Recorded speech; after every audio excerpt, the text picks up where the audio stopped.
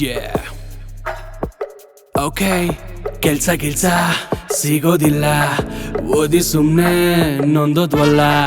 Homework ಮಾಡಿದ್ use ಆಗ್ಲಿಲ್ಲ, ಕಷ್ಟಪಟ್ರು ಸುಖ ಇಲ್ಲ.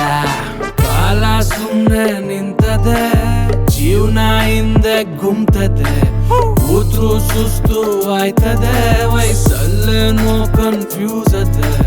ಟೈಮು ಪಾಸು ಆಗೋಯ್ತಲ್ಲ, ನಾವು ಫೇಲು ಆಗೋದ್ವಲ್ಲ. ಮಗಿ ಪುಸ್ತಕ ಓದಿ ಸುಮ್ನೆ ಮಕ್ಕರಾದಂಗಾಗೋಯ್ತಲ್ಲ.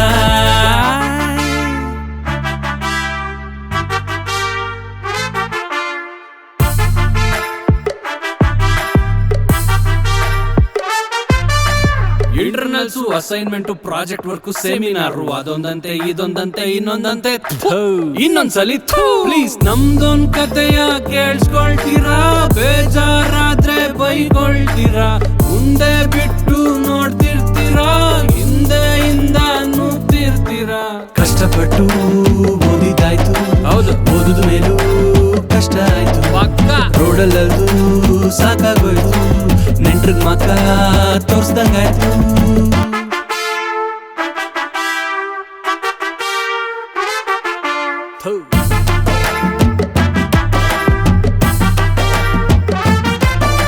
Sign theta, cos theta, tan theta, cosecant theta, ಅದೆಲ್ಲ ನಾನ್